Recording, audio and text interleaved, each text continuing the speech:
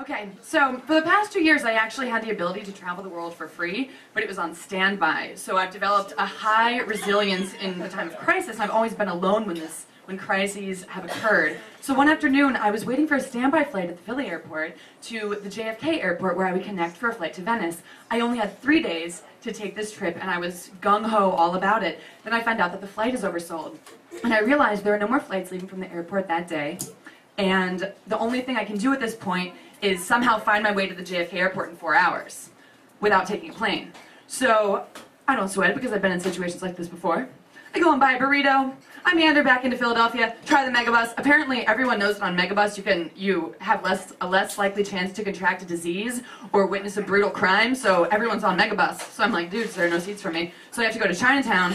Awesome. I hop on the 3:30 Chinatown bus as it is departing. Since I'm the last one on the bus, I'm the one who has to sit next to the bathroom, and of course on the Chinatown bus, the bathroom swings open on its hinges and bangs shut every time the bus makes an abrupt stop, which is all the time. And of course I'm next to the guy who's using his cell phone as a boombox to rave to Chinese pop music, and I'm trying to nap, but I'm an extreme napper, so I got the job done.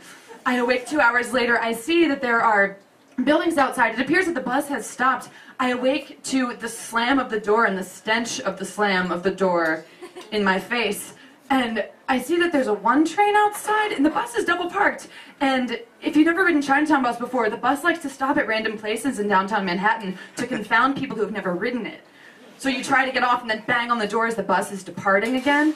But I knew where I was going, so I got my hiking backpack on. I descend into the underground. I'm waiting for the train, and I get really hungry for that burrito that I had bought at the airport. And I reach for it, and the burrito, I remember, was under the seat of the bus. So I reached for my travel journal where I would document that I left my burrito on the travel bus. Actually, it's a travel journal that I've taken with me through 2 years of traveling on my own around the world, and I realized that the travel journal was in the burrito bag because I wasn't thinking clearly. So here I am, somewhere in Lower Manhattan. I have no idea where I am. I've just awoken from a nap. I have this like sulfate-induced haze still from being near this open bathroom door for 2 hours, inhaling its fumes. I run back up to the surface. I'm in Lower Manhattan, rush hour traffic. I don't know where I am. All I can remember about the bus is that it was pink. And I do something I've never done in my life, which is I hail a cab, and it's driven by a crazy Greek woman. I get in, I say, Chinatown. At this point, I have about 2 hours to catch my flight. She takes off through Lower Manhattan. Meanwhile, I'm Googling. I don't even know what bus line it was, but I find a bus address somewhere in Chinatown. She lets me off, of course, 10 blocks away, so I'm like running with my backpack on my back. I get to the first place. I like say, pink bus. She's like, there's this lady like swatting flies like this, so I like run in the direction that she's pointing to, and I keep running. Eventually, I get to a place where I look in. There's this dejected woman behind a plexiglass wall. There's your gratuitous neon tube light over 2 vending machines. There are tiny plastic stools, and I think this must be the bus station, I suppose. So I run in and I say, excuse me, I left the most important thing I've ever owned in my entire life under the seat of this bus. When's the bus coming back? Because if you've never ridden Chinatown bus before, the bus just stops and lets people off, and other people get back on, and it goes back to Philly, because everything about the Chinatown bus is mildly illegal, so they don't have anywhere to park. So I think, oh my god, this bus is already heading back to Philadelphia. So she looks at me and she says, half hour. The kiss of death.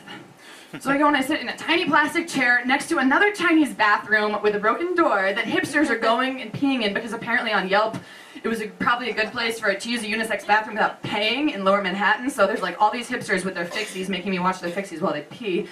Meanwhile, I'm on my cell phone texting my friend Joli, who lives in Philadelphia, near the Chinatown bus, trying to break to him the news that he might have to be finding a pink bus in Philadelphia in the next 2 hours to grab my most prized possession ever from the bowels of this bus.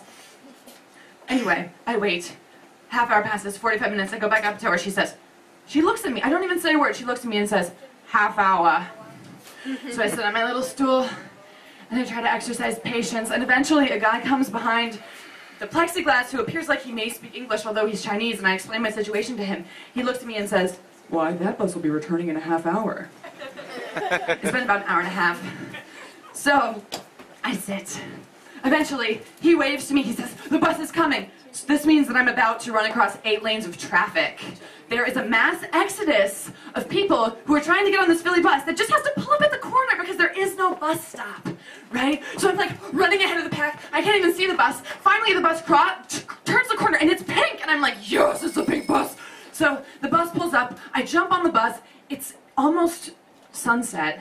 The bus is pitch black, and I get on my hands and knees like I'm in Nam, and I'm like feeling around the bus, and I grab a piece of toilet paper off the floor, and I think, yes, it hasn't been cleaned yet. And I'm feeling with my hands, and I can't see, and I'm by my seat by the broken bathroom door, and there's no bag. And I look in the overhead bins, and I feel the bins, and there's no bag, and meanwhile the bus is loading up with surly Philadelphians trying to get home, but luckily for me, I'm totally deflating, so I can squeeze past them and say, excuse me, as I get back off the bus, and I'm standing on the sidewalk, and it's too late for me to catch my flight, and I don't know what I'm going to do. And my friend who had come with me, or not my friend, the Chinese guy who spoke a little bit of English is now my friend, since I don't have any friends except my journal. Chinese guy's like talking to the bus driver, and the bus driver is like, oh yeah, sorry for the Chinese impersonation, I'm really sorry. He's like, oh. He goes over to this latch, cargo latch, and he goes, click, and it goes, I look inside, and there are hundreds of bags of Chinese bus trash. And I start to claw, and I claw them out onto the sidewalk, and I start to pull them open and dig, and the bus driver comes to me and he goes, no, no, no, no, no. And he grabs one immaculate bag of trash out of the pile and sets it on the ground. And I open it up, and I start to dig in this detritus that's been ripped off the floor of the bus, and I find my maroon burrito bag, and I open it up, and there's other people's trash inside it. Like the trash they had been sucking on, you know, the actual trash, not the bags of trash, the trash. And I start to dig, and my journal's there. And I put it under my arm, I step back, the guys who have been watching me have no idea what had just happened. I kind of help them get their trash bags back on the bus. The sun is setting over the Manhattan Bridge. I start to take a walk up the Manhattan Bridge.